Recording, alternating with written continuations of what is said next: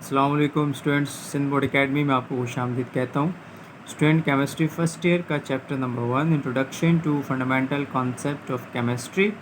इसमें मैं इससे पहले आपके लिए एम्पेरिकल फार्मूला की वीडियो बना चुका हूँ और आज का जो हमारा टॉपिक है वो है stoichiometry, lecture number 2।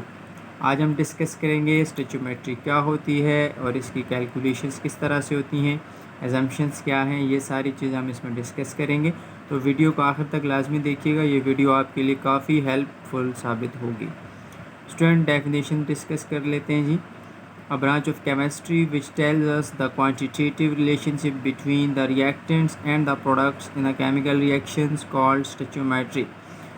Stoichiometry chemistry की एक ऐसी ब्रांच होती है जिसमें हम रिएक्टेंट्स और प्रोडक्ट्स के बीच में होने वाला रिलेशनशिप, जो कि क्वांटिटेटिव रिलेशनशिप होता है, उसको डिस्कस करते हैं। मिसाल के तौर पर हमने कोई केमिकल रिएक्शन किया, उसमें जो रिएक्टेंट्स हैं, रिएक्टेंट्स की हमने कितनी क्वांटिटी अप्लाई की, यूज़ की, इसी तरह से प्रोडक्ट की कितनी क्वांटिटी प्रोड्यूस हुई, फॉर्म्ड हुई। ठीक है, तो ये दोनों के बीच में जो रिलेशनशिप होगा, क्वांटिटेटिव रिलेशनशिप, तो इसकी स्टडी को हम स्टोइचियोमेट्री कहते हैं। ठीक है जी, आगे बढ़ते हैं। Assumptions of stoichiometry. अब हम समझते हैं कि स्टोइचियोमेट्री की क्या क्या एजम्पशंस होती हैं। एजम्पशंस इसकी डिस्कस करते जा रहे हैं जी। It has the following assumptions, इसकी मंदरज़ेल एजम्पशंस होती हैं। Point number 1, the reactant has completely converted into product. जो पहली एजम्पशन है स्टोइचियोमेट्री की वो क्या है जी? वो ये है कि रिएक्टेंट जो होते हैं वो कम्प्लीटली, मुकम्मल तौर पर प्रोडक्ट में कन्वर्ट हो जाते हैं। ठीक है जी। इसी तरह से सेकंड एजम्पशंस क्या है? No side reaction occurs in the concern reaction of its atom.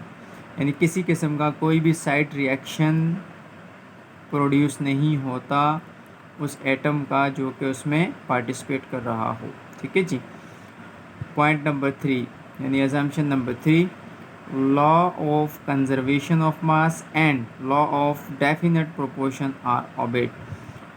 दो लॉज हैं जो ओबे करते हैं स्टोइचियोमेट्री को। या स्टोइचियोमेट्री 2 लॉज को ओबे करती है। कौन कौन से हैं जी? Number 1, conservation of mass. Conservation of mass ये वो लॉ होता है जिसमें हमें पता है कि ना तो रिएक्टेंट, ना तो किसी किस्म का कोई क्वांटिटी प्रोड्यूस होती है ड्यूरिंग रिएक्शन और ना ही वो डिस्ट्रॉय होती है। ठीक है जी। इसी तरह से लॉ ऑफ डेफिनेट प्रोपोर्शन, इसमें हम ये पढ़ते हैं कि जी जितनी क्वांटिटी रिएक्टेंट की अप्लाई हुई है उतनी क्वांटिटी प्रोडक्ट की बनेगी, यानी क्वांटिटी में किसी किस्म की कोई तब्दीली नहीं आएगी। तो ये दो लॉज जो हैं ये ओबे करते हैं स्टोइचियोमेट्री को। तो ये हमारी एजम्पशंस थी। एजम्पशंस के बाद अब हम डिस्कस करेंगे प्रोसीजर। अब हमने डिस्कस करना है procedure to solve the problems based on chemical equations. जो हमारे पास स्टोइचियोमेट्री की बेस पर जो केमिकल इक्वेशंस होती हैं उनको किस तरह से सॉल्व किया जाएगा, उसका क्या प्रोसीजर होगा। इसका प्रोसीजर कुछ यूँ है जी। Number 1, write the balanced equation in the molecular form. सबसे पहले हमें इक्वेशन बैलेंस फॉर्म में लिखनी होगी, बैलेंस इक्वेशन लिखनी होगी जो कि मॉलिक्यूलर फॉर्म में होगी। नंबर 2, अंडरलाइन द गिवन और डिज़ायर्ड क्वांटिटीज़। हमें उस इक्वेशन के नीचे दी गई क्वांटिटी या जो हमें क्वांटिटी रिक्वायर्ड है वो हमने लिखनी होगी। ठीक है। Point number 3, write down the atomic और मॉलिक्यूलर वेट और volume of the underlined substances. हमने यानी कि जो भी सब्सटेंसेस हैं उनके नीचे उनका एटॉमिक वेट या मॉलिक्यूलर वेट या उनका वॉल्यूम मेंशन करना होगा या लिखना होगा। नंबर जो चौथा इसका जो प्रोसीजर है वो क्या जी? Write the actual quantities. हमें एक्चुअल क्वांटिटीज़ लिखनी होगी। नंबर 5 है calculate the result by unitary method और मोल मेथड। फिर आखिर में हम रिज़ल्ट कैलकुलेट करेंगे, उसके लिए या हम यूनिटरी मेथड अप्लाई करेंगे या हम मोल मेथड अप्लाई करेंगे। ठीक है स्टूडेंट। तो स्टूडेंट ये थी आज की हमारी क्लास। उम्मीद करता हूँ कि आपको समझ आई होगी।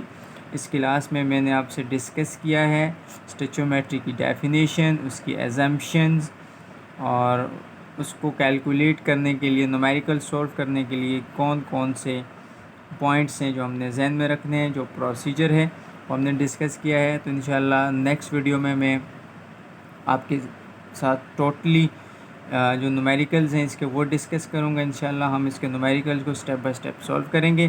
तो उम्मीद करता हूँ कि आपको वीडियो समझ आई होगी। वीडियो पे जो भी आपका फ़ीडबैक हो कमेंट के ज़रिए लाजमी मुझसे शेयर करें। किसी किस्म की कोई कन्फ्यूजन हो तो वो भी आप डिस्कस करें, इंशाल्लाह आपको रिप्लाई किया जाएगा। ठीक है जी, तो मिलते हैं आपसे नेक्स्ट वीडियो में, तब तक के लिए अल्लाह हाफ़िज़।